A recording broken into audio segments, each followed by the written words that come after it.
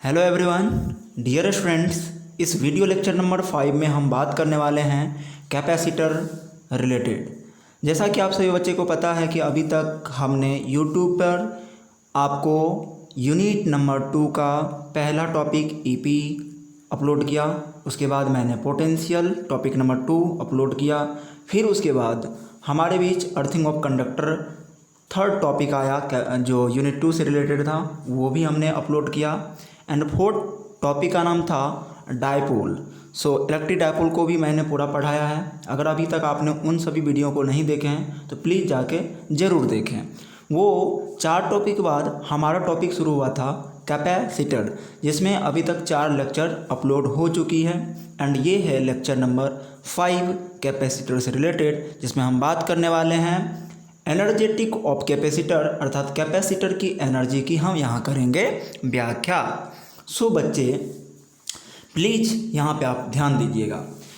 आपको जैसा कि हमने बताया था कि ये कैपेसिटर में एक बैटरी को हमने सबसे पहले लगाया, ठीक है डियर स्टूडेंट्स, एक की लगाया। एंड ये अभी सोचो कि कुछ भी इस पर नहीं है, हमारा कैपेसिटर है अनचार्ज। हमारा कैपेसिटर क्या है? अनचार्ज है। दैट्स वाई यहाँ पे ये सारा कुछ नहीं है।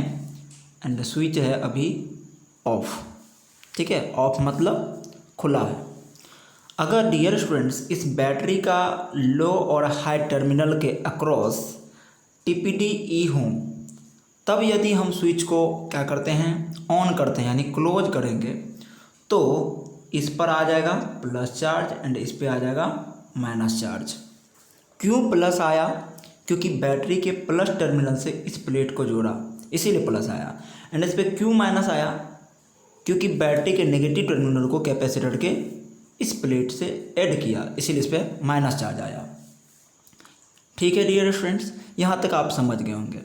अर्थात बैटरी ने काज किया। किसने काज करा? बैटरी द्वारा काज हुआ, यानी work done by battery. And यहाँ पे चेंज इन पोटेंशियल एनर्जी जो कैपेसिटर ने स्टोर किया वो you final minus U initial होगा। फाइनली आपको पता ही है, यू हाफ सी वी का स्क्वायर माइनस इनिशियली अनचार्ज थे तो उस समय स्टोर किया गया एनर्जी 0 थी। सो दैट्स वाई आपको याद है कि कैपेसिटर द्वारा स्टोर की गई जो भी एनर्जी होता है वो होता है half C V square. Q equal to C V होता है। एंड Q इक्वल टू हमने सी ई इसीलिए लिख दिया क्योंकि हम टीपीटी को ईएमएफ के बराबर लिख सकते हैं, और ऐसा आपको पहले से ही पता है। अब डियर स्टूडेंट्स एक बात आपको हम पहले बता दें, पहले से ही आपको पता है, मैंने लेक्चर नंबर 4 में भी कहा था आपको कि बैटरी वर्क जो करती है वो हमने आपको फाइंड आउट करके निकाला था। W एक्सटर्नल बैटरी का वर्क डन बाय बैटरी सी ई का स्क्वायर, सी ई का स्क्वायर, यानी कि W बराबर हम इसी को लिख सकते हैं सी वी का स्क्वायर। ये वर्क डन है बैटरी द्वारा वर्क डन ये होता है। जबकि कैपेसिटर ने स्टोर किया half C V square. Half C V square किसने स्टोर किया? कैपेसिटर ने। तो आधा एनर्जी क्या हुआ? क्योंकि एक सी वी स्क्वायर में से कैपेसिटर ने हाफ सी वी स्क्वायर लिया तो आधा कहाँ गया? सो फ्रेंड्स आधा जो half C V square energy हुई वो इस वायर से जो करंट चला, इस वायर से जो चार्ज चला, इस वायर ने कुछ एनर्जी को हीट के फॉर्म में खाया। एंड यहाँ जो स्विच है उन्होंने भी कुछ हीट के फॉर्म में खाया। एंड इस कैपेसिटर के बीच में इलेक्ट्रिक फील्ड बार बार वेरिएशन किया, जिस कारण वहाँ पे लाइट प्रोड्यूस होती है और वहाँ पर भी हीट के फॉर्म में एनर्जी का लॉस होता है। इस प्रकार से हीट के फॉर्म में स्विच में, वायर में एंड लाइट के फॉर्म में half C V square dissipate हो जाता है। एंड जब डिसिपेट होता है तो हमें W पुराने के लिए H यानी बैटरी जब वर्क डन किया तो वो वर्क डन हीट के फॉर्म में प्लस इस कैपेसिटर द्वारा जो स्टोर की गई चेंज इन एनर्जी है उस फॉर्म में यहाँ पे होता है। दैट्स वाई ये हुआ half C V square and ये हुआ U final minus U initial. So friends U final तो आपको पता ही है कि हाफ सी वी का स्क्वायर प्लस फाइनल है हाफ सी वी का स्क्वायर माइनस ये 0, क्योंकि इनिशियली कैपेसिटर था अनचार्ज, तो इनिशियली उनके द्वारा स्टोर की गई एनर्जी भी 0 होंगे। That's why W equal to finally अगर इनको आप जोड़ेंगे तो हाफ साफ अर्थात हाफ हो गया 1 एंड आपका जो फाइनल वैल्यू है डियर फ्रेंड्स वो आएंगे W equal to C V square. यही वर्क तो आपका बैटरी ने करा था और ये बैटरी की वर्क डन पूरा होता है, कंजर्वेशन यहाँ पे क्लियर होती है एनर्जी की। सो बच्चे आप आई होप इन सब फैक्ट्स को समझ गए होंगे और उसी बातों को मैंने यहाँ पे आके लिखा भी है। क्या लिखा है ध्यान दीजिएगा, during charging of capacitor there will be loss of energy in the form of capacitor. Charge के दौरान एनर्जी हीट के रूप में लॉस होती है। हीट के रूप में जो एनर्जी लॉस होती है कहाँ होती है, हीट के फॉर्म में इन वायर में होती है, हीट के फॉर्म में इन स्विच में होती है and electromagnetic wave. That's why इसे ही हम कह सकते हैं लाइट के फॉर्म में यहाँ पे एनर्जी डिसिपेट होता है। सो आज के बाद आपको पता होना चाहिए कि बैटरी अगर W वर्क कर रही है तो capacitor half C V square store करेंगे and switch wire and light के फॉर्म में half C V square heat के फॉर्म में क्या हो जाएगा वहाँ पे डिसिपेट होगा और दोनों को ऐड करने पे हमें वर्क डन बाय बैटरी प्राप्त होगी। फ्रॉम एनर्जी कंजर्वेशन से मैंने आपको फार्मूला बता ही दिया है और आपको याद भी होगा, ये फार्मूला बहुत ही इंपॉर्टेंट है, आपको याद रखना है। यहाँ पे work done dear students plus भी हो सकता है माइनस भी हो सकता है। प्लस कब होगा, जब वर्क डन बाय बैटरी होगा, बैटरी जब काज करेगी तो सी वी स्क्वायर प्लस में होती है, जबकि बैटरी पर काज जब होने लगे तो यही सी वी स्क्वायर माइनस में हो जाएंगे। एंड सिमिलर टू प्लस में अगर ये है तो एनर्जी बढ़ेगी, माइनस में अगर वर्क डन है तो एनर्जी घटेगी। सो आपको ये सारी चीज़ें याद रहनी चाहिए। हीट जो होता है डियर फ्रेंड वो हीट डेवलप ऑलवेज पॉजिटिव होती है एंड हमारे बीच एक न्यूमेरिकल आ रहा है। सो न्यूमेरिकल को आप केयरफुल यहाँ पे देखें। हमारे पास एक कैपेसिटर है और उस कैपेसिटर के साथ एक ई वोल्ट वाले बैटरी को कनेक्ट किया गया। सो इधर चलेगा माइनस क्यू, इधर चलेगा प्लस क्यू एंड इस प्लेट को देगा प्लस क्यू, इस प्लेट को देगा माइनस क्यू और इस प्रकार से इसकी कैपेसिटी गिवन है सी। एंड आपसे पूछा जा रहा है क्यू इक्वल टू सूत्र तो सी ई होंगे dear students and W equal to और वही फार्मूला आया है कि हमारा बैटरी ने कितना काज करा सी ई स्क्वायर, यानी सी ई है E M F of battery. It is a ideal cell and dear students U delta U equal to U final U initial and हमने यहाँ पे प्रूव किया delta U equal 1/2 C V square या C E square. H बराबर work done बराबर H plus delta U, यहाँ पे put उट किया गया तो यहाँ से आपको पता चला कि हीट का भी फार्मूला होगा half C V square. I hope इन छोटे छोटे फैक्ट है और इन फैक्टों को आप समझ रहे होंगे, बहुत ही आसान है।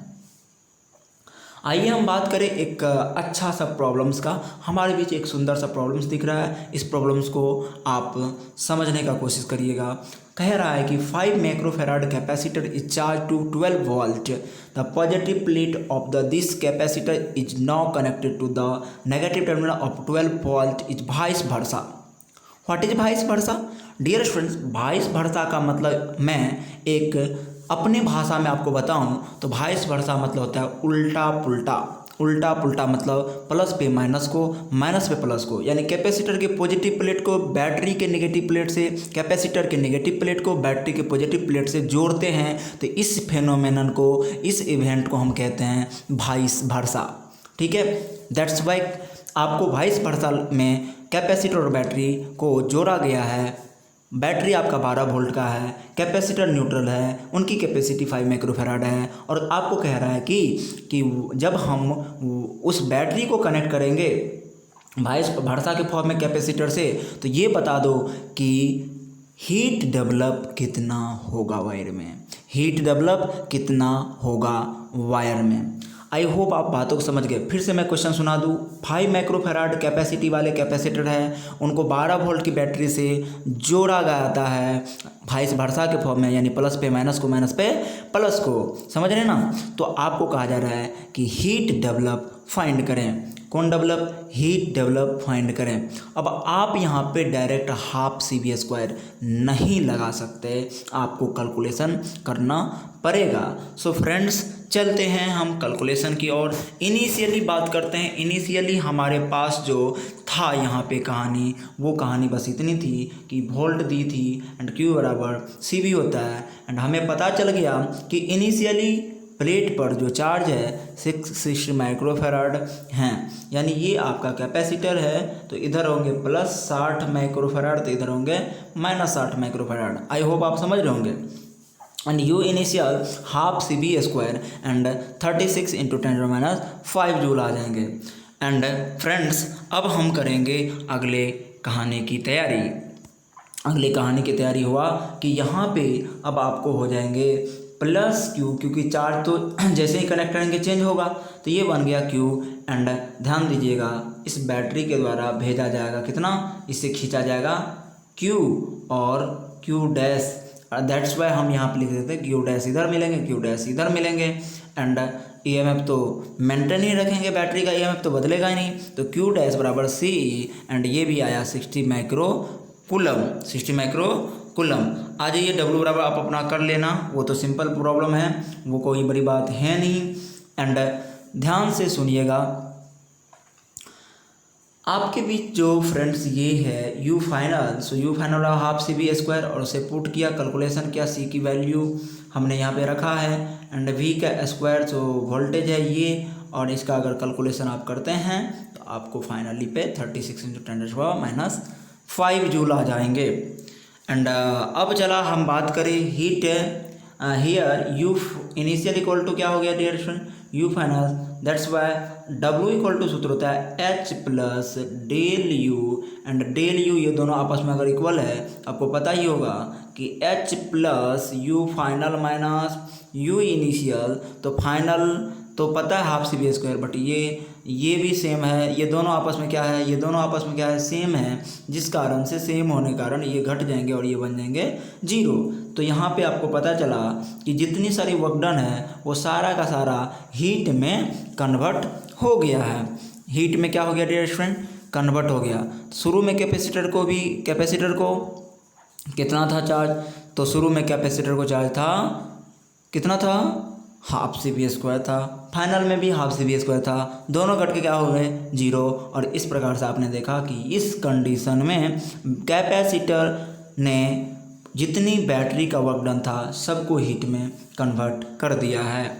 एंड नेक्स्ट हमारे पास एक प्रॉब्लम्स और है, और बहुत ही सुंदर सा प्रॉब्लम्स है, ध्यान दीजिएगा डियर स्टूडेंट्स। एक कैपेसिटर की कैपेसिटी C है और उसे V वोल्ट की EMF वाले बैटरी से चार्ज किया गया। बिना बैटरी को डिस्कनेक्ट किए कैपेसिटर के प्लेटों के बीच की दूरी को 2 टाइम्स इंक्रीज कर दिया गया। बताइए अब कैपेसिटी पे, चार्ज पे, पोटेंशियल पे, एनर्जी पे, इलेक्ट्रिक फील्ड पे एंड एनर्जी डेंसिटी पे क्या इफेक्ट पड़ेंगे। इन सभी पैरामीटर्स जो आपको दिख रहे हैं, इन पैरामीटर्स पे क्या इफेक्ट पड़ेंगे। क्वेश्चन समझ में आया? क्वेश्चन मैं दोबारा आपको सुनाता हूँ कि a capacitor of capacity C is charge with battery of EMF V volt. आपको एक C कैपेसिटी वाला कैपेसिटर दिया, उनको V वोल्ट की बैटरी से क्या किया गया है, चार्ज किया गया। After then the distance between plates is made 2 times to that of initial, then what will be that of initial, then what will be the effect of following parameters. आपको क्या कह रहा है कि आपके पास जो कैपेसिटर उसकी कैपेसिटी C है, उनको V वोल्ट की बैटरी से चार्ज किया गया, बिना बैटरी को डिस्कनेक्ट किए, मतलब बैटरी को हटाया नहीं गया, किंतु दोनों प्लेट जो पैरेलल प्लेट है आपका, पैरेलल प्लेट के बीच की दूरी को 2 टाइम्स कर देने से बताइए कैपेसिटी पर, चार्ज पर, पोटेंशियल पर, energy and electric field with energy density पे क्या इफेक्ट पड़ेंगे। बस यही फाइंड आउट आपको करना है। सो फ्रेंड्स, आप ही बताइए, आपको तो हर एक चीज़ पता है, इनिशियली आपको कैपेसिटी पता है कि एप्सिलॉन नॉट A/D होता है, सबको पता है। एंड चार्ज Q बराबर आपको पता है CV होता है। V बराबर आप सभी बच्चे को याद है, क्या याद है डियर स्टूडेंट्स? आपको याद है E/D होता है कि नहीं होता? होता है, सबको पता है। एंड ध्यान दीजिएगा, एंड एनर्जी बराबर होता है स्टोर की गई एनर्जी हाफ CV²। अब इलेक्ट्रिक फील्ड बराबर क्या होता है? तो V/D, क्योंकि अगर V बराबर ED तो E बराबर V/D। एंड एनर्जी डेंसिटी क्या होता है? Small you. मेरे से पहले आप लोग जवाब देने की कोशिश करना, 1/2 एप्सिलॉन नॉट इलेक्ट्रिक फील्ड का स्क्वायर। सो प्यारे प्यारे लाल बाल गोपाल, ये सारा टर्म्स तो आपको पहले से मैंने प्रूव करके बताया है कि एक कैपेसिटर, पैरेलल प्लेट कैपेसिटर की capacity epsilon not area by D in vacuum होती है। Q equal to formula CV होती है, V बराबर E/D होती है। एनर्जी स्टोर करता है half CV²। And electric field बराबर होता है पोटेंशियल ऑफ कैपेसिटर बाय बीच सेपरेशन दोनों प्लेट की। एंड एनर्जी डेंसिटी का फार्मूला भी मैंने निकाला था half epsilon not electric field का स्क्वायर। सो मेरे प्यारे लाल बाल गोपाल, आप अब क्या करो, आप दोनों प्लेट के बीच की जो 2D किए हो सो न्यू वाला कर लो। यहाँ पे ध्यान दीजिएगा, इसको कर दो नया वाला। जब आपने बिना बैटरी को हटाए उसके बीच की दूरी को क्या किया, 2 टाइम्स किया, तो क्या यहाँ 2D लिखेंगे। सो ये फ्रेंड्स कौन सा वाला है कैपेसिटी? ओल्ड वाला है, तो इसके बदले, इन पूरे के बदले मैं यहाँ C लिखूँगा। सो आपने देखा C नया जो है न्यू कैपेसिटी ऑफ कैपेसिटर आया C/2, यानी घट गया। क्या हो गया डियर स्टूडेंट? घट गया। कितना घट गया? आधा टाइम्स, ओल्ड का आधा टाइम्स हो गया। एंड अगर आप बात करोगे इसके बाद चार्ज की, सो बच्चे एक बात बताओ, C की वैल्यू तो C/2 हो गया। सो आपने क्या देखा कि ये तो Q है, तो Q/2 हो गया, यानी नया वाला जो चार्ज है वो भी पुराने वाले चार्ज का आधा हो गया। आई होप आप इतनी बातों को समझ गए होंगे। अब चलो V बराबर ED, तो ध्यान से सुनिएगा, कहानी को समझिएगा, इसमें नहीं परिवर्तन होंगे। क्यों स्टूडेंट्स, क्यों नहीं होंगे? आपको कि सर जी D को तो दुगुना कर दिया, तो क्यों नहीं होंगे? कारण आपको मैं बता दूं, ध्यान से सुनिएगा। कारण ये है फ्रेंड्स कि बैटरी को डिस्कनेक्ट नहीं किया गया है, बैटरी लगा हुआ है, और बैटरी जब तक रहेंगे वो पोटेंशियल को मेंटेन रखेंगे। कैपेसिटर के जो अक्रॉस पोटेंशियल है, सेपरेशन आप बढ़ा दो घटा दो, जब तक बैटरी रहेगी तब तक वो पोटेंशियल को ना घटने देगा ना बढ़ने देगा, अर्थात तो वो मेंटेन करेगा। और ये मैंने थ्योरी में आपको पढ़ाया था। दैट्स वाई ये रहेगा रिमेनिंग सेम, यानी ये कांस्टेंट देंगे, इसमें कोई वेरिएशन नहीं होगी। और इस बात को आपको याद रखना है कि जब तक बैटरी किसी भी कैपेसिटर में लगे रहेंगे, चाहे आप प्लेट की सेपरेशन इंक्रीज कर दो डिक्रीज कर दो, पर बैटरी क्या करेगा, बैटरी पोटेंशियल को मेंटेन करके रखेंगे। हाँ, अगर आप बैटरी को डिस्कनेक्ट कर देते तो पोटेंशियल चेंज होने की शंका थी। अगर पोटेंशियल चेंज हो रही है, पोटेंशियल बदल रहा है, तो आपको ये याद रखना है कि चार्ज 100% गारंटी है कि तब कांस्टेंट होगा। यानी पोटेंशियल अगर चेंज हो रही है तो चार्ज कांस्टेंट होगा, अगर चार्ज कांस्टेंट है तो पोटेंशियल बदलेगा। तो बैटरी को जैसे ही अगर आप कहोगे सर हटा दो, तो बैटरी हटाएंगे तो इसका मतलब पोटेंशियल तो सेम नहीं होंगे, बट अब चार्ज कांस्टेंट हो जाएंगे। सो ये कंडीशन में तो बैटरी नहीं हटाया गया, तो बैटरी अगर है तो बैटरी मेंटेन करेगा किसको, पोटेंशियल को। That's why potential is here remaining constant. And हम बात करें एनर्जी स्टोरेज कैपेसिटर की, हाफ है C की वैल्यू मैंने बताया था C/2। सो फ्रेंड्स न्यू वाला जो एनर्जी स्टोर होगी वो हो जाएंगे आपको, ये तो ओल्ड वाला है तो वो हो जाएंगे आधा, ये भी डिक्रीज कर गया। एंड आज ये E के बराबर थे, V तो बदला नहीं पर D हो गया 2D। एंड यहाँ से आपको पता चला कि ये भी हो गया, नया इलेक्ट्रिक फील्ड भी हो गया आधा। दैट्स वाई इन प्रश्नों को मैंने बहुत ही आसानी से आपको समझाने का प्रयास किया एंड आप समझ गए होंगे, ऐसा मेरा विश्वास है। और यहाँ पे मैंने उसको सॉल्यूशन भी किया है, आप ध्यान से देख लीजिएगा। एक चीज़ें छूट गई यहाँ पे, C बराबर फार्मूला बता दो, एप्सिलॉन नॉट एप्सिलॉन आर लिखने का मान है तो लिखें, ना तो एप्सिलॉन नॉट A/D डायरेक्ट लिखा जा सकता है, ये ओल्ड वाला है। Q बराबर C भी, ये भी सही है। Q बराबर पोटेंशियल भी है और भी तो यहाँ पे कांस्टेंट रहेंगे। Energy store capacitor half CV² है। यहाँ स्मॉल u छूट गया है, आप कॉपी पे लिख सकते हैं 1/2 epsilon not epsilon R and electric field का स्क्वायर। ये है एनर्जी डेंसिटी की फार्मूला। आप इसे अपने कॉपी पे राइट डाउन जरूर करें और राइट डाउन करने के बाद आप अपना मस्तिष्क लगाएं। आफ्टर अर्थात बैटरी को आपने हटाया नहीं और आपने दोनों प्लेट के बीच की दूरी को दुगुना कर दिया। दुगुना करने से कैपेसिटी हाफ हो गई। वोल्टेज में कोई चेंजिंग ना आया क्योंकि बैटरी जब तक रहेगा वो पोटेंशियल को मेंटेन रहेगी एंड हमारे बीच जो चार्ज था वो आधा हो गया, जो यहाँ चार्ज आपको बाद में दिख रहा है। एक चीज़ यहाँ पे मिस्टेक है डियर फ्रेंड, अगर इस प्लेट प्लस से जोड़ा तो इस पर प्लस आया, तो इसको माइनस जोड़ा तो इस पर माइनस आपको देना पड़ेगा। एक छोटा सा बड़ा मिस्टेक है, इनको आप सही कर सकते हो और कर लेना जरूर। यहाँ -Q/2 लिखेंगे आप एंड यहाँ ध्यान दीजिए energy density equal to energy भी हाफ हो गया एंड एनर्जी डेंसिटी भी हाफ हो गया, इलेक्ट्रिक फील्ड भी हाफ हो गया। और ध्यान दीजिएगा यहाँ पे डियर फ्रेंड्स, यहाँ पे थोड़ा सा आपको लगेगा कि हाँ मिस्टेक तो है, कुछ नहीं। आपको पता है एनर्जी डेंसिटी इक्वल टू मैंने क्या पढ़ा था, half epsilon not electric field का स्क्वायर। सो डियर स्टूडेंट्स, हमें न्यू वाला एनर्जी डेंसिटी चाहिए तो हाफ तो रहेंगे, एप्सिलॉन कांस्टेंट है, एप्सिलॉन नॉट कांस्टेंट है, ध्यान से सुनिएगा, एप्सिलॉन कांस्टेंट है। इलेक्ट्रिक फील्ड की वैल्यू कितनी आई थी याद है, न्यू वाला इलेक्ट्रिक फील्ड आया था, ये तो न्यू वाला इलेक्ट्रिक फील्ड हमको लिखना है ना। सो न्यू वाला इलेक्ट्रिक फील्ड आएगा था हमारा E/2 का स्क्वायर यानी E²/4। सो मेरे प्यारे लाल बाल गोपाल, ये तो पुराना वाला इलेक्ट्रिक फील्ड है, ये तो पुराना वाला एनर्जी डेंसिटी है।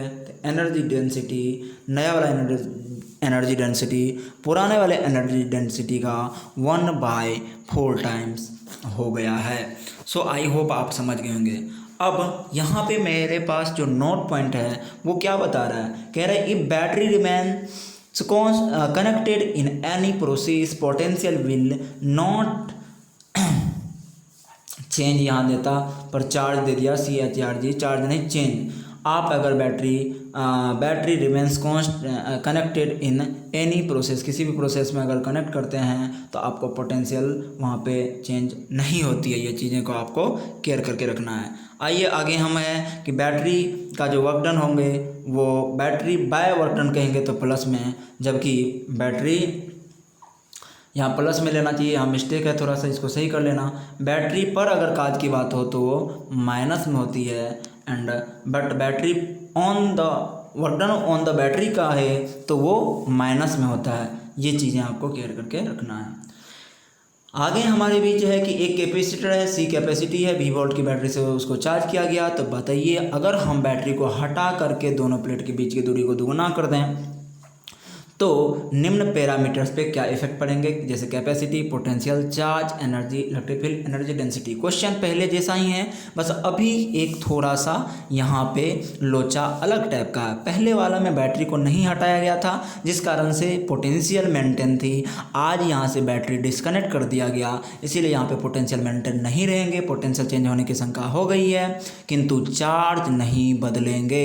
जैसा कि मैंने पहले बताया था कि अगर आप बैटरी को हटा दोगे तो बैटरी का काम है चार्ज को क्या करना, छीन के दूसरे को देना, बट बैटरी को ही हटा दिया तो उस कैपेसिटर की चार्ज में कोई वेरिएशन नहीं होगी। दैट्स वाई चार्ज तो कांस्टेंट रहेंगे। सो आई होप आप यहाँ तक समझ गए होंगे। एंड बदल क्या सकता है, ये जितने सारे यहाँ पे फिजिकल क्वांटिटी, इन सबों में वेरिएशन हो सकती है, पर हमें कैलकुलेशन करके पता चलेगा कि कौन सा वेरिएशन होगा और किस में वेरिएशन नहीं होगा। लेकिन एक बात आपको हमेशा याद रखना है कि अगर सर्किट में बैटरी है तो पोटेंशियल मेंटेन रहेगी, लेकिन बैटरी को अगर डिस्कनेक्ट कर देंगे तो पोटेंशियल मेंटेन नहीं रहेगी, तब जाके चार्ज कांस्टेंट रहेंगे। तो ये सब चीज़ें को आपको केयरफुली याद रखना है। बिफोर मतलब जिस समय हमने प्लेट के बीच की दूरी को नहीं बढ़ाया था, उस समय कैपेसिटी था epsilon not a by D. And ये चीज़ें आपको याद रहती है, पोटेंशियल भी था, चार्ज सी भी था, एनर्जी जो स्टोर किया था capacitor half C V square था, इलेक्ट्रिक फील्ड भी बाई डी था, energy density 1/2 epsilon not electric field का स्क्वायर था।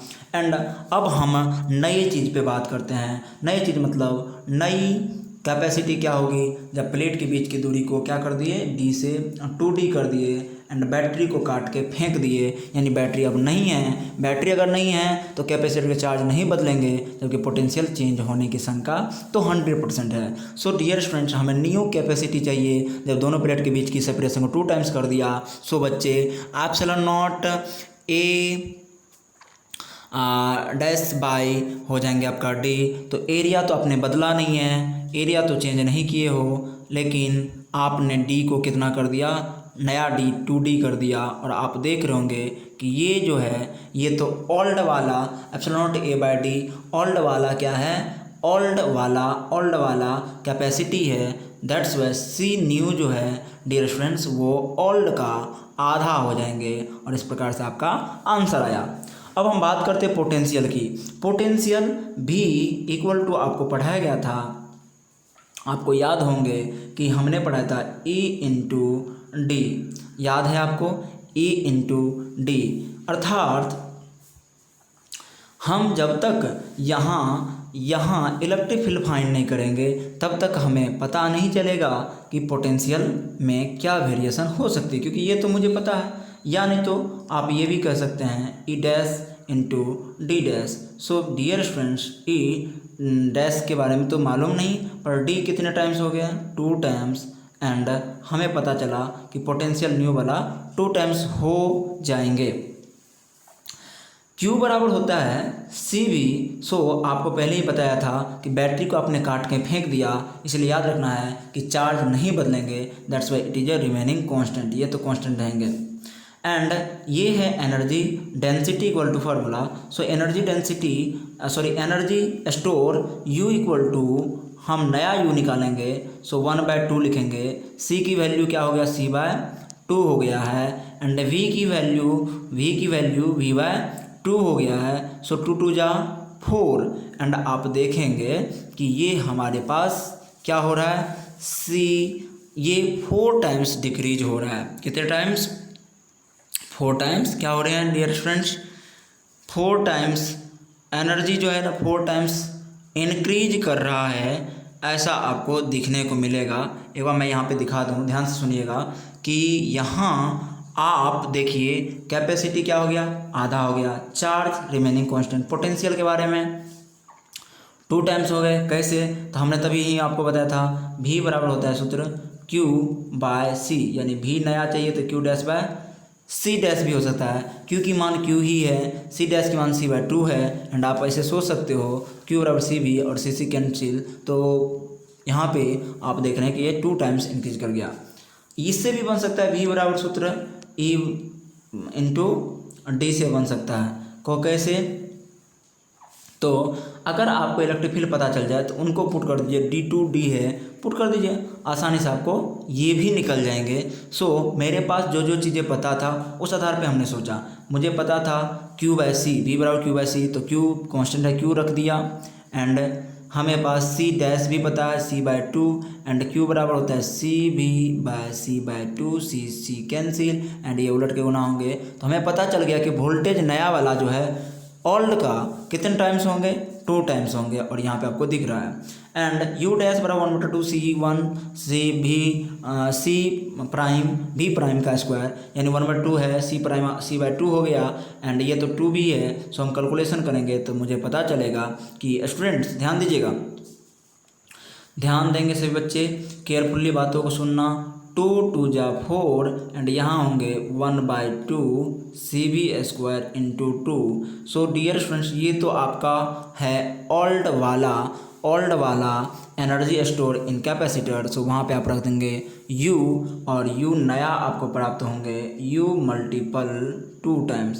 दैट्स वाई हमने देखा कि एनर्जी डेंसिटी यहाँ पे क्या टाइम्स हो रहा है, एनर्जी डेंसिटी, मेरा आदत लग गया है, एनर्जी स्टोर 2 टाइम्स हो गए। एंड इलेक्ट्रिक फील्ड की बात करेंगे तो V dash by D dash and V dash 2V और 2D 2 कैंसिल। एंड हम देख रहे हैं कि यहाँ पे इलेक्ट्रिक फील्ड की जो वैल्यू है वो कांस्टेंट है, उसमें कोई चेंजिंग नहीं आया है।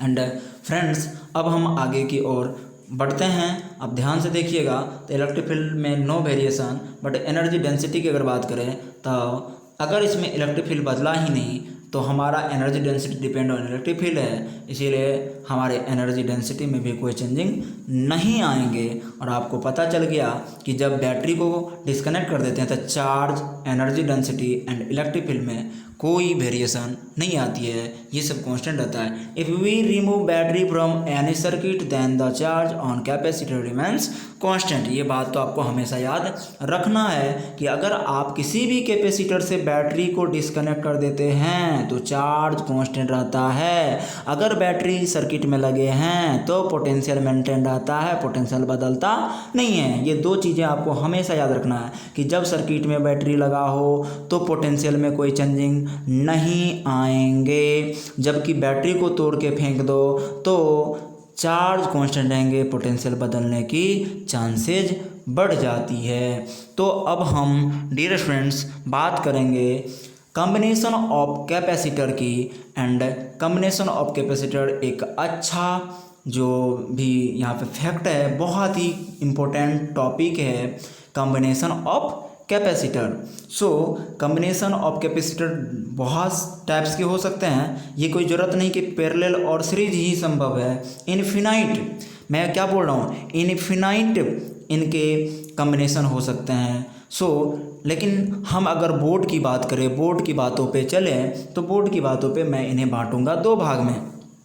एक का नाम होगा पैरेलल, जिसको आप समांतर क्रम समूहन कहेंगे, एंड दूसरा का नाम होगा सीरीज, जिसे हम कहेंगे श्रेणी क्रम समूहन। यानी कैपेसिटर को मुख्यतः 2 क्रमों में हम लोग डिवाइड करेंगे, 2 ग्रुपिंग करेंगे।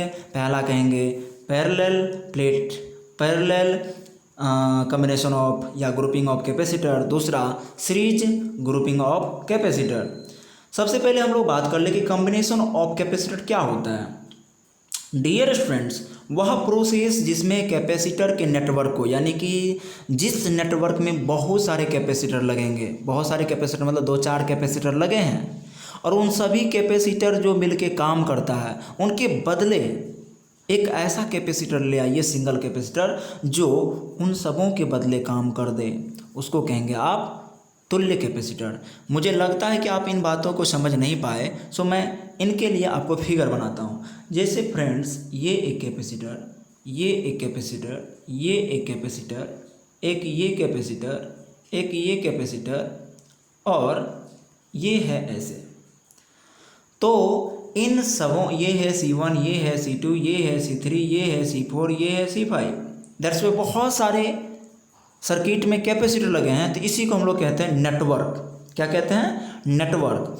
तो मैं क्या कह रहा हूँ कि वह प्रोसेस, यहाँ लिखा हूँ आप पढ़ लो कि मैंने क्या लिखा, कि वह प्रोसेस जिसमें कैपेसिटर्स मतलब बहुत सारे संधारित्रों के नेटवर्क्स को, ये नेटवर्क है संधारित्र का, को सिंगल कैपेसिटर द्वारा रिप्लेस किया जाता है। रिप्लेस मतलब इनके बदले सिर्फ मान लो कि हमने एक कैपेसिटर बनाया, हमने सिर्फ एक कैपेसिटर लिया, इस कैपेसिटर को कहेंगे C इफेक्टिव या C इक्विवेलेंट या C नेट।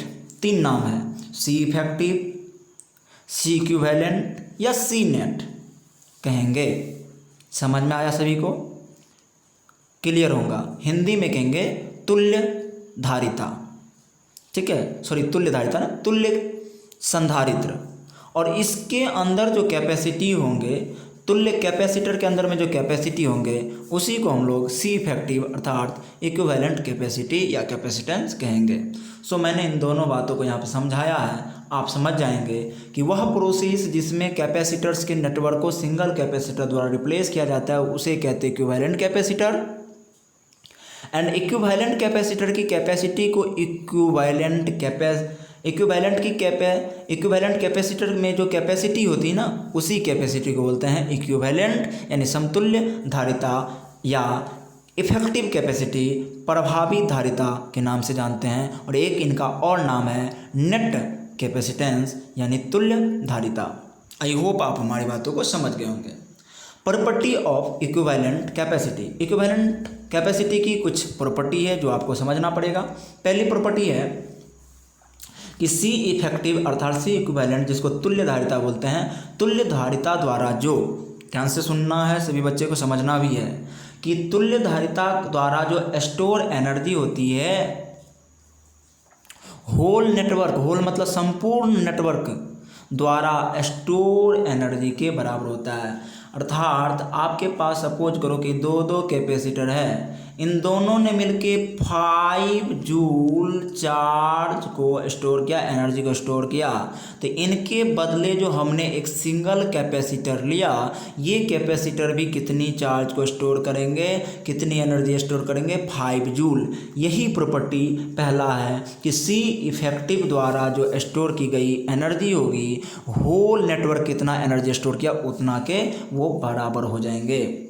एंड दूसरा प्रॉपर्टी ध्यान से सुनना है सभी बच्चे को। दूसरा प्रॉपर्टी कह रहा है कि सी इक्विवेलेंट का चार्ज पूरे नेटवर्क के चार्ज के इक्वल होता है, यानी कि पूरा नेटवर्क का जो चार्ज होगा डियर फ्रेंड, वो चार्ज उसके बदले जो सिंगल चार्ज आपने लिया है, सिंगल कैपेसिटर लिए हो, उस कैपेसिटर के चार्ज के बराबर होगा। ये दो प्रॉपर्टी आपको हमेशा याद रखना। पहली प्रॉपर्टी कि सी इफेक्टिव जितना एनर्जी स्टोर करेगा, वो एनर्जी पूरे होल मिल के जितना एनर्जी स्टोर करेगा उसके बराबर होगा।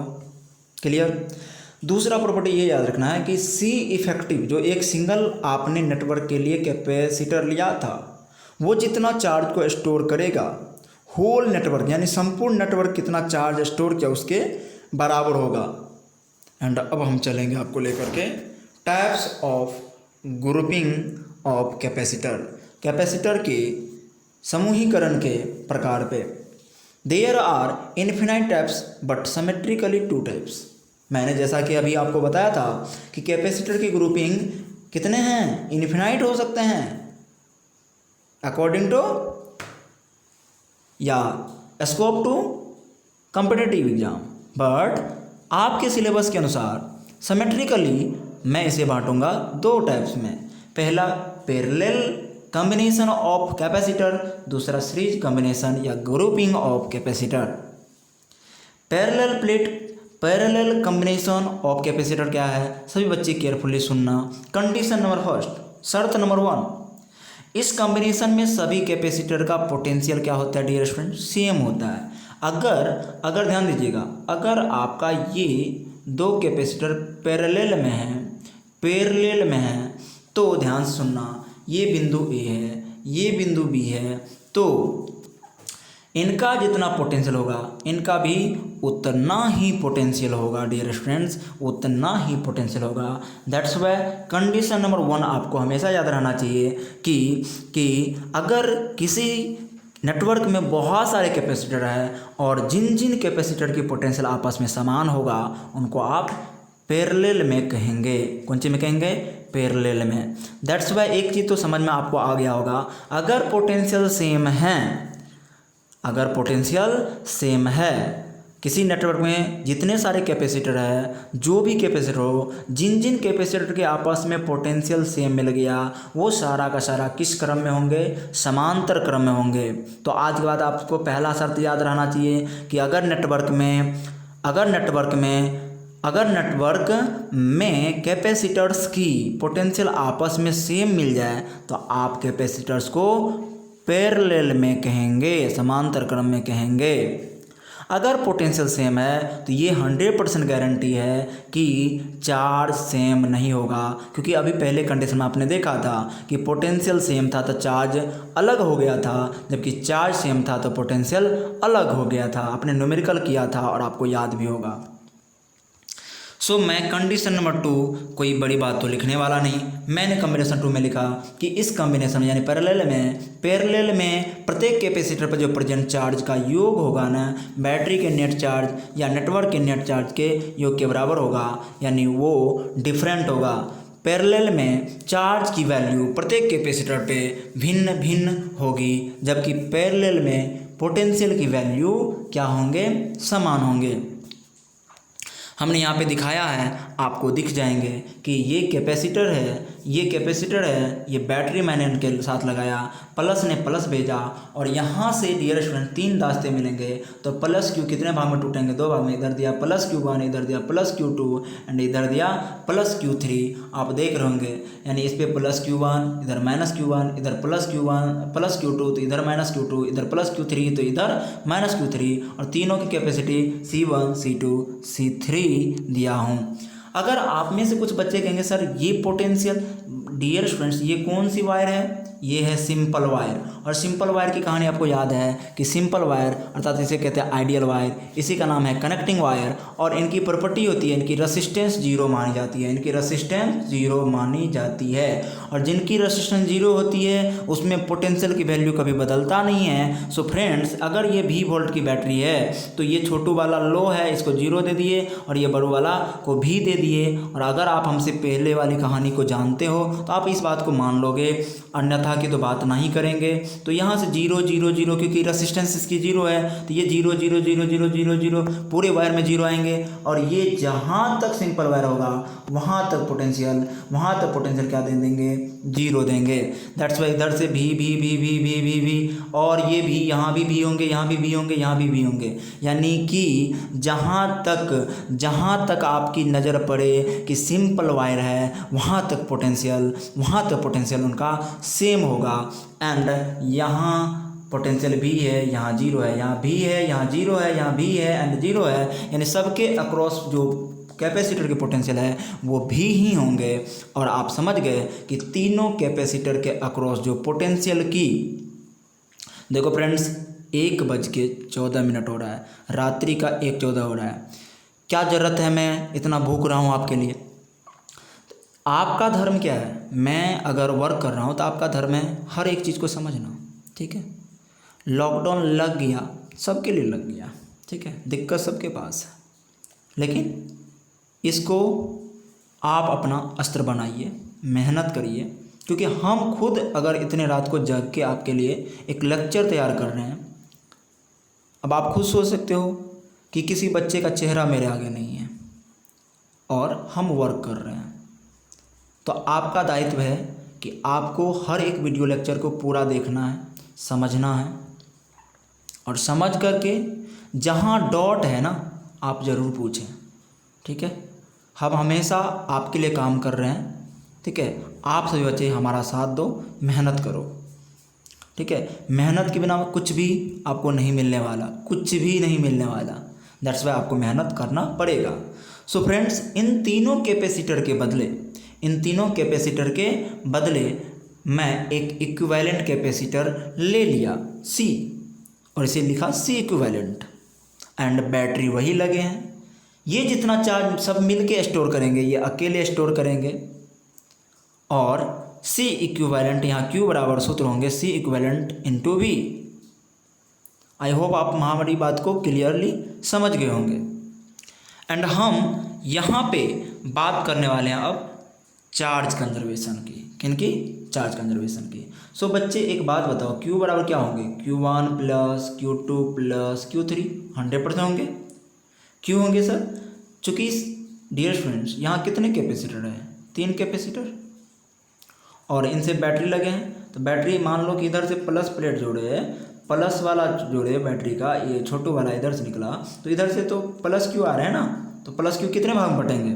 आपका प्रश्न का उत्तर होगा 3 भाग में। इधर प्लस Q1, इधर प्लस Q2, इधर प्लस Q3। सो सबको जोड़ के क्या मिलेगा? Q मिलेगा। तो चार्ज कंजर्वेशन क्या कहेगा कि इन दोनों को जोड़ो, तो Q बराबर Q1 जोड़ो Q2 जोड़ो Q3।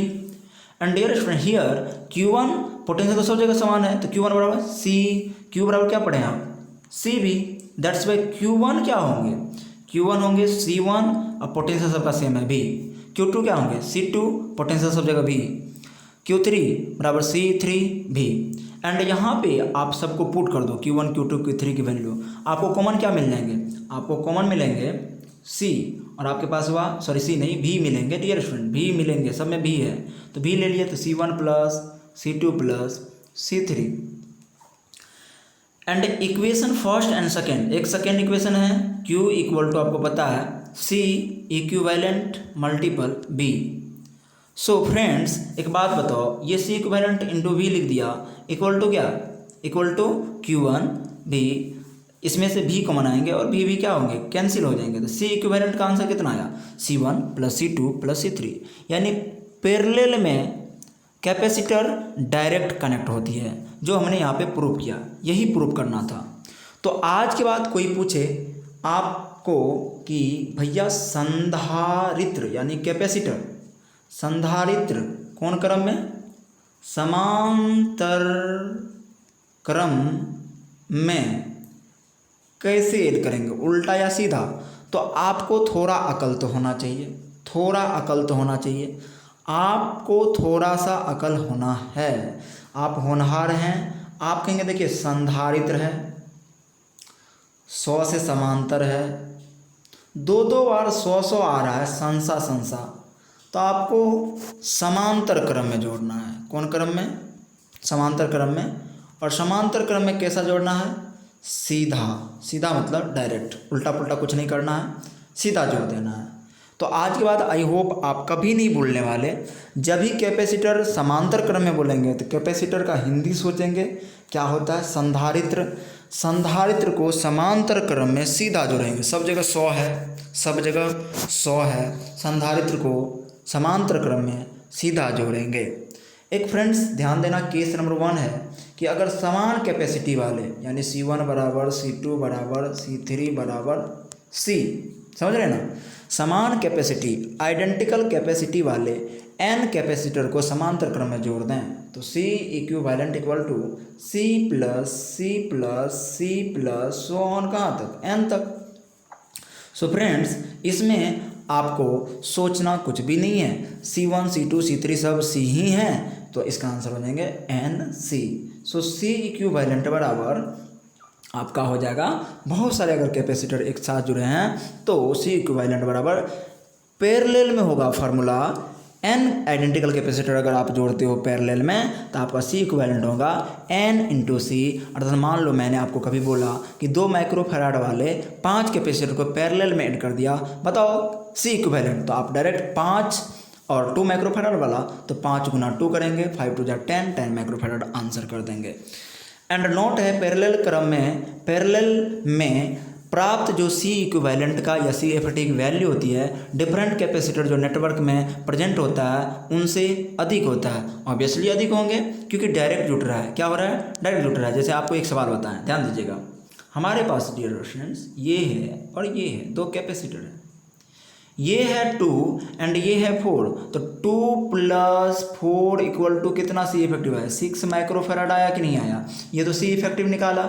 एक बात बताओ, ये जो 6 मान है ये 2 से भी ज़्यादा है एंड 4 से भी ज़्यादा है, तो कौन सी बड़ी बात हमने लिख दी हैं, हमने तो नोट वही चीज़ लिखा कि समांतर क्रम में अगर C इफेक्टिव निकालोगे तो C इफेक्टिव का मान हमेशा उसमें जितने सारे कैपेसिटर होंगे उन सभी कैपेसिटर जो उसमें जो जितने सारे कैपेसिटर प्रेजेंट है उनसे तो हमेशा क्या आएगा, C इफेक्टिव वैल्यू हमेशा उनसे अधिक आएगा, इसका मतलब श्रेणी क्रम में कम आएगा, यही तो सोचना है आपको। आ जाइए अब हम बात करें, ये एक 2 कैपेसिटर है C1 एंड C2, ठीक है, कैपेसिटी है C1 एंड C2, इनको V वोल्ट की बैटरी से कनेक्ट कर दिया। सो दैट्स वाई इनकी फार्मूला क्या होंगे बताइए, C1 प्लस C2, समांतर क्रम में सीधा जोड़ना है। एंड Q नेट अगर चाहिए तो Q नेट बराबर C इक्विवेलेंट इंटू V ही करेंगे, गारंटी है सर। सो बच्चे एक बात बताओ, C इक्विवेलेंट बराबर अभी क्या पढ़ा, C1 plus C2 into V, that's why V equal to क्या होंगे, so Q net by C1 plus C2 होंगे, C1 प्लस C2 होंगे। समझ रहे हैं हमारी बात को, फिर से सुनना ध्यान से। हमारे पास 2 कैपेसिटर था C1 और C2, तो बताओ उसका C इक्विवेलेंट क्या होगा, C इक्विवेलेंट होगा C1 प्लस C2, 2 कैपेसिटर था C1 C2 पैरेलल में ऐड किया तो बताओ C इक्विवेलेंट, तो कहोगे C1 प्लस C2। एंड अगर मैं Q नेट की बात करूँ फ्रेंड्स तो Q नेट बराबर तो क्या होंगे, C इक्विवेलेंट इंटू V, तो C इक्विवेलेंट का वैल्यू था C1 प्लस C2, मुझे मालूम नहीं, एंड V बराबर तब क्या हो जाएंगे, तो आप कहेंगे V बराबर होगा Q net by C1 plus C2, होंगे या नहीं, यस। सो मेरे प्यारे लाल बाल गोपाल, एक बात बताओ, ध्यान से बताओ। अगर तुम्हारे पास दो कैपेसिटर है, ये है आपका C1 एंड ये है आपका C2, सुनना, कान खोल के सुनना, बहुत बड़ी बात है। यहाँ बैटरी है, ठीक है फ्रेंड्स। तो अगर ये प्लस क्यू चार्ज भेजा, तो प्लस क्यू चार्ज भेजने के बाद कभी ये सोचा तूने कि इनको मिलेंगे प्लस Q1, इनको मिलेंगे प्लस Q2, ऐसे सोचोगे तब ना प्लस Q। तो मैं आपको पूछूंगा कि चार्ज तो Q1 उधर है, इधर Q2 है, चार्ज तो डिफरेंट है, तो वो चार्ज निकाल दो। ये ऐसा प्रश्न तो मैं पूछ सकता हूँ ना न्यूमेरिकल। तो आपको इसमें कौन बड़ी बात है सर। Q1 अगर आपको चाहिए तो Q1 बराबर क्या होगा बताइए। तो Q1 बराबर आप पढ़े थे Q बराबर CV, याद है आपको? हाँ, आपको याद होगा, CV होता है friends. So C1 and potential सब जगह सेम है तो भी लिखेंगे, पोटेंशियल पैरेलल में सेम है ना तो भी लिखेंगे। तो ये C1 और V की वैल्यू अभी आपने निकाला, Q net by C1 plus C2, और यही चीज़ मैं आपको सिखाने यहाँ पे लाया था। और इस चीज़ को आपको सीख के रखना है क्योंकि ये सवाल आते रहता है, सवाल बहुत इंपॉर्टेंट है, यहाँ से हम आपसे चार्ज पूछ सकते हैं। सो आपको फार्मूला याद रहना चाहिए।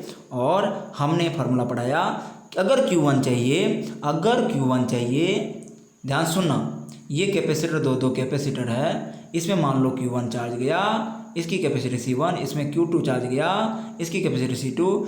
जिस पे चार्ज चाहिए, जिस कैपेसिटर पे चार्ज चाहिए तो Q1 चाहिए यानी C1 पे, तो Q1 किस पे, C1 गुना नेट पोटेंशियल, जो पोटेंशियल कभी चेंज नहीं होता, तो वो होता है Q net by C1 plus C2। उनको पुट कर दीजिए एंड दैट्स वाई Q2 भी निकालेंगे।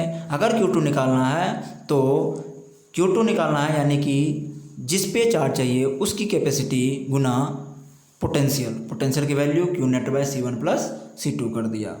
आई होप आप बातों को क्लियर समझ गए होंगे। एंड फ्रेंड्स एक बात बताओ, अगर मैं Q1 बाय Q2 यहाँ पे पूछ लूँ आपसे, क्या पूछ लूँ, Q1 बाय Q2 पूछ लूँ, सो आपको कैंसिल आउट करके, ये तो पता ही है, ये तो पता ही है, तो आपको आएंगे Q1 बाय Q2 बराबर C1 बाय C2। यानी एक चीज़ तो क्लियर समझ में आया आपको कि अगर C1 C2 से बड़ा हो तो Q1 की वैल्यू Q2 से बड़ा ही होंगे, Q1 की वैल्यू बड़ा होंगे किससे, Q2 से। ये तब संभव है जब आपका C1 C2 से क्या हो, ज़्यादा हो। अब हम बात करेंगे नेक्स्ट इससे आगे, कौन सा, सीरीज कॉम्बिनेशन का। सीरीज कॉम्बिनेशन में क्या है, कंडीशन नंबर 1, कोनो बड़ी कंडीशन नहीं है फ्रेंड्स। जब पैरेलल में पहला कंडीशन था कि पोटेंशियल की वैल्यू क्या होती है, सेम होती है, सो यहाँ पर पोटेंशियल की वैल्यू डिफरेंट होंगे, पहला कंडीशन। एंड दूसरा कंडीशन ये होगा कि चार्ज की वैल्यू सेम होंगे। यही कंडीशन, दो ही कंडीशन, देखना ध्यान से, ये कैपेसिटर, तो सब जगह क्यू बदलेंगे नहीं, यानी कि श्रेणी क्रम में चार्ज नहीं बदलने वाला, बट पोटेंशियल सबके अक्रॉस बदल जाएंगे क्योंकि सबका टर्मिनल अलग अलग है। क्योंकि यहाँ सिंपल वायर वहाँ तक तो रहेंगे, यहाँ तक तो रहेंगे, बट यहाँ पे वायर अलग है, तो यहाँ एक्स पोटेंशियल, यहाँ वाई पोटेंशियल, यहाँ 0 मान लो, यहाँ भी मान लो, यानी हर एक कैपेसिटर के अक्रॉस पोटेंशियल का वैल्यू अलग है। पोटेंशियल ऑफ कैपेसिटर क्या है, अलग है। तो शर्तें क्या है, शर्तें वही हैं कि इस कॉम्बिनेशन में पूरे नेटवर्क में प्रेजेंट कैपेसिटर पर एक दूसरे के समान चार्ज होता है। वही बात तो है, चार्ज तो सब पे समान है, अर्थात श्रेणी क्रम में सभी कैपेसिटर पर समान आवेश होता है, किंतु विभव का वैल्यू अलग अलग होता है। कंडीशन नंबर 2, इस ग्रुपिंग में प्रत्येक कैपेसिटर का पोटेंशियल का योग जो है ना बैटरी के पोटेंशियल के बराबर होता है। स्वाभाविक है भाई, अगर पोटेंशियल डिफरेंट भी है तो बैटरी ने भी भेजा और V1 V2 V3 में टूट गया तो V बराबर V1 जोड़ V2 जोड़ V3 होगा। ये कौन बड़ी बात है। पहले बार में बैटरी क्यू चार्ज भेजता था, वही चार्ज Q1 Q2 Q3 में बढ़ जाता था, तो वो सारा चार्ज जोड़ के तो मुझे क्यू प्राप्त हो रहे थे ना, तो यहाँ भी तो वही होगा। कि अगर बैटरी ने भी वोल्टेज भेजा, वही वोल्टेज 3-4 भाग में बढ़ गया तो सभी वोल्टेज, नेटवर्क की वोल्टेज को जोड़ने से बैटरी के वोल्टेज तो मिलेंगे ही। दैट्स वाई इन हर एक बातों को आप समझते चलो। अब आ जाइए, हमने 3 कैपेसिटर लिया C1 C2 C3, C1 C2 C3 and V volt की बैटरी से उनको कनेक्ट कर दिया। इधर मैंने 0 माना वोल्टेज एंड इधर भी माना, दोनों के अंतर बिग में से हाई पोटेंशियल में से लो पोटेंशियल घटाओगे तो कैपेसिटर के पोटेंशियल भी मिल गया। एंड इधर से प्लस चार्ज चला, यहाँ पे प्लस चार्ज आया तो इधर क्या होंगे, माइनस होंगे, फिर यहाँ प्लस होंगे, यहाँ माइनस होंगे, यहाँ प्लस होंगे, यहाँ माइनस होंगे, ये तो सबको पता है, इधर से माइनस भेजेगा। एंड अगर ये 0 है तो यहाँ तक 0 आया, ये 0 था तो भी था तो यहाँ तक भी आया, क्या भी आगे भी जाएंगे, नहीं जाएंगे। सो फ्रेंड्स एक बात बताना ध्यान से, अब तो ये सिंपल वायर है तो मैंने माना इसकी पोटेंशियल V डैश, सो इधर भी V डैश, इधर भी V डैश, यहाँ माना V डबल डैश तो इधर भी V डबल डैश, इधर भी V डबल डैश, क्योंकि यहाँ तक तो सिंपल वायर है।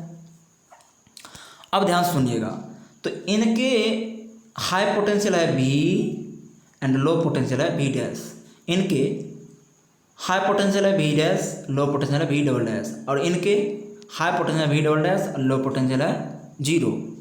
तीनों कैपेसिटर का समझ गए, ये है फर्स्ट कैपेसिटर का, ये है दूसरे कैपेसिटर का, ये है तीसरे कैपेसिटर का। इनके अंतर करेंगे तो ये मिलेंगे V1, इनके अंतर करेंगे तो ये मिलेगा V2, और इनका अंतर अगर निकालेंगे तो ये निकलेगा V3। पर हमेशा आपको प्लस में से, प्लस वाला पोटेंशियल में से माइनस वाला पोटेंशियल घटाओगे तब जाके कैपेसिटर के पोटेंशियल मिलेंगे, आपको याद होना चाहिए। वही चीज़ मैंने यहाँ पे किया है, वही चीज़ मैंने यहाँ पे किया है कि बिग है, भी क्या है, ज़्यादा है ना, हाई में से लो को घटाओ, फिर हाई में से लो को घटाओ, हाई में से लो को घटाओ तो आपको मिलेंगे कौन सी, कैपेसिटर की potential V1 V2 V3। And V net बराबर फ्रेंड सूत्र होंगे V1 plus V2 plus V3 and Q बराबर C इक्विवेलेंट इंटू V होता है। इसके बदले मैंने एक सिंगल कैपेसिटर लिया, जैसा कि आपको हमने पढ़ाया था कि अगर नेटवर्क में बहुत सारे कैपेसिटर हों तो उसके बदले आप एक सिंगल कैपेसिटर रिप्लेस कर लो, जिनकी चार्ज नेटवर्क के चार्ज के बराबर हो, जिनकी वोल्टेज नेटवर्क के वोल्टेज के बराबर हो। और एज वी नो दैट, जैसा कि हम लोग को पता है Q बराबर यहाँ पे क्या होंगे, क्योंकि चार्ज तो नहीं बदलेंगे, सब जगह तो चार्ज वही होगा, तो Q बराबर C1 V1, Q बराबर C2 V2, Q बराबर C3 V3 एंड V बराबर फार्मूला में हम इक्वेशन फर्स्ट एंड सेकेंड भी गेट कर दिए, तो V बराबर Q by C net, C equivalent and Q common आ गया, Q by C1, Q by C2, Q by C3, Q common आया, Q कैंसिल एंड हमारे पास सीरीज में जो कैपेसिटर की एक्सप्रेशन आ रहा है वो आ रहा है 1/C1 plus 1/C2 plus 1/C3। यदि समान कैपेसिटी यानी आइडेंटिकल कैपेसिटी वाले n कैपेसिटर को सीरीज में कनेक्ट करेंगे तो आप ही बताओ 1/C equivalent 1/C plus 1/C plus 1/C plus 1/C plus so on n।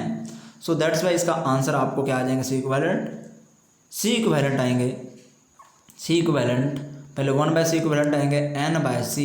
सो इसे रिवर्स करेंगे तो आपको फाइनल आंसर आएगा C/n। अब ये कंडीशन करने से आपको फायदा ये है कि मान लो हमने कहा 10 आइडेंटिकल 2 माइक्रोफैराड वाले 10 कैपेसिटर को सीरीज में जोड़ दिया, बताओ इक्विवेलेंट, तो आप कहेंगे अरे यार n की वैल्यू 10 है, C1 C2 C3 सब बराबर है, 2 है, तो सर आपका आंसर होगा C/n, C इफेक्टिव बराबर C/n। C की वैल्यू कितने है फ्रेंड्स, 2/5 एंड आप इनको 10 काटेंगे तो कितना होगा 1/5, तो C इफेक्टिव आया 1/5 या 0.2।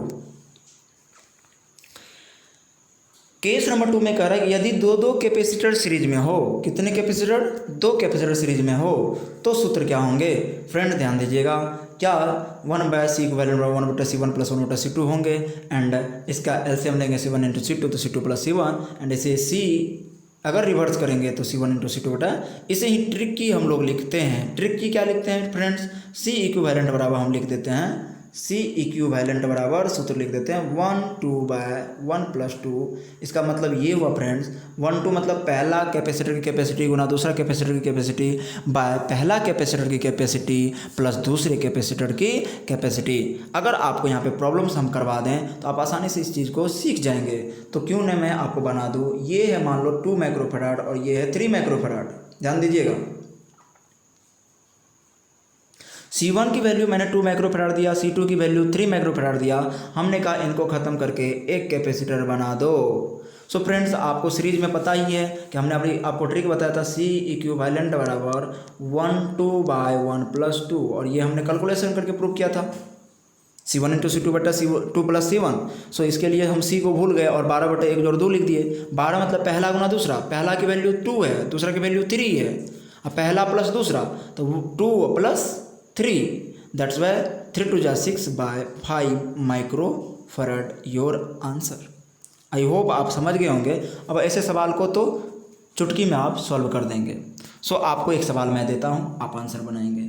आपके पास ये 2 कैपेसिटर है, ये है 8 माइक्रोफैराड, ये है 4 माइक्रोफैराड। तो बताइए इसका इक्विवेलेंट, ये है A एंड ये है B। ए बी के अक्रॉस इक्विवेलेंट कैपेसिटी, तो आप कहेंगे 8 चौका 32 by C effective by 8 4 12 microfarad answer. इस प्रकार से आपको सवाल बनाते जाना है।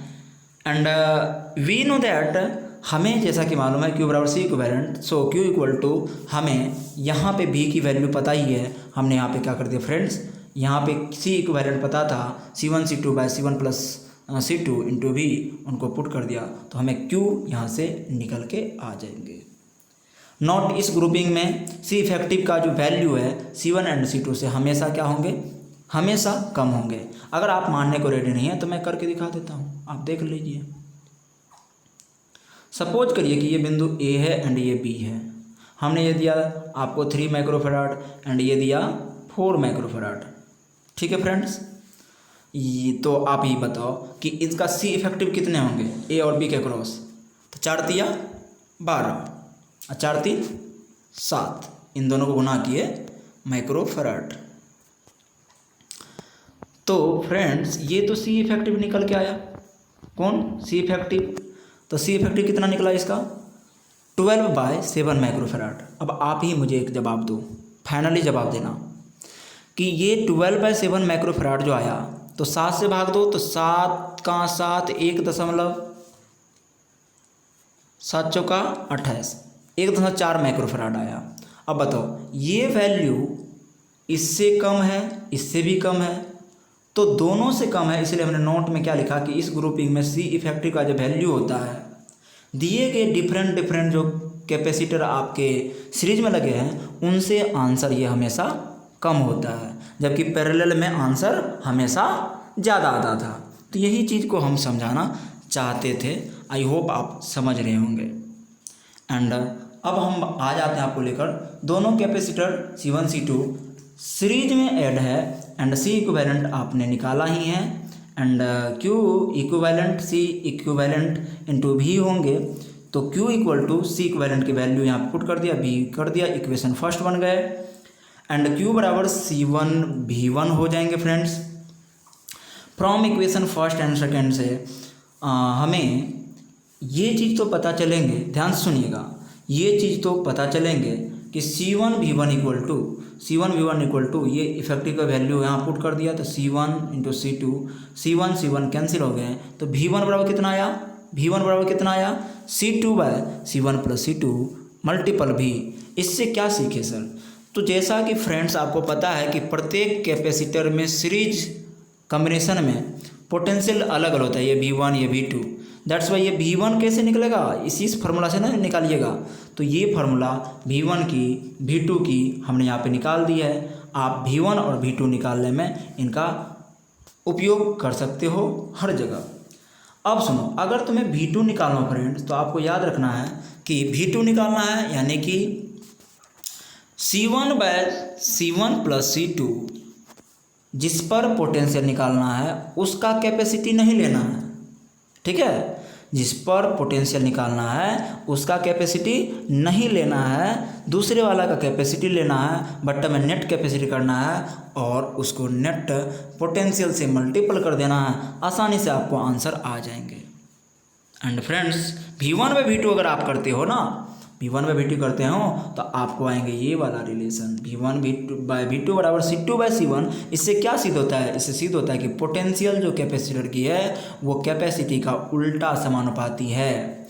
कौन समानुपाती है फ्रेंड्स? उल्टा समानुपाती है। इसीलिए अगर V1 निकालते हैं तो आप लिखते हैं C2 bye C1 plus C2 अब मल्टीपल V। यही चीज़ आपको सहायता करेंगे कि पोटेंशियल कैपेसिटी का उल्टा समानुपाती होता है। जैसे अगर हमें V2 निकालना है तो इसीलिए उल्टा समानुपाती है, इसीलिए यहाँ पे आप लेंगे C1 by C1 plus C2 गुना V नेट। समझ रहे मेरी बात को? इसी उल्टा समानुपाती के कारण हम ऐसा लिखते हैं और वो हमने आपको सिद्ध करके बताया। दैट्स वाई हमारे पास क्वेश्चन नंबर 1 आपको दिख रहा होगा। ये क्वेश्चन में आपके पास दो कैपेसिटर है, एक 4 माइक्रोफैराड एक 6 माइक्रोफैराड, और वो बैटरी 20 वोल्ट की से कनेक्ट कर दिए गए। आप पहले C इफेक्टिव निकाल लो और what are potential difference across capacitor. सभी कैपेसिटर में पोटेंशियल अलग होंगे। C1 वाला में V1 पोटेंशियल होंगे, C2 वाला को VT होंगे। आप C1 V1 एंड V2 दोनों निकालोगे और मुझे विश्वास है कि आप C इक्विवेलेंट निकाल के आसानी से इसे फाइंड आउट कर लोगे। इसमें कोई बड़ी बात नहीं है, आप कर लोगे, मुझे ऐसा विश्वास है आप सभी बच्चे पर और आप निकालोगे। एंड नेक्स्ट क्वेश्चन में आपके पास 4 कैपेसिटर है, C1 C2 C3 C4। And friends ये C इफेक्टिव कहा जा रहा है निकालने, तो हमें विश्वास है कि आप ये भी निकालोगे और करोगे इनको। नेक्स्ट क्वेश्चन पे आपको ये सीरीज में 3 6 यहाँ ध्यान दीजिएगा, 3 है 6 है 4 है 12 है। And find C equivalent and charge supply bye battery. Battery ने नेट चार्ज कितना भेजा वो निकालना है। सो आप ये भी फाइंड आउट करोगे। एंड 9 प्रत्येक चार्ज पर आपको अगर चार्ज चाहिए Q1 Q2 तो वो भी आप निकालोगे। वहाँ सवाल में कहा जा रहा था SCB का सवाल नंबर 1 से लेकर के 15 तक बनाएंगे। पेज नंबर 165 में आपको मिल जाएगा। यदि किसी कैपेसिटर का पोटेंशियल 0 हो तो कैपेसिटर चार्ज 0 होगा, यानी अगर किसी कैपेसिटर पे पोटेंशियल ही नहीं है तो उसके चार्ज हमेशा 0 होंगे, किंतु कैपेसिटी 0 कभी नहीं होगा। ये चीज़ भी आपको याद रखना है।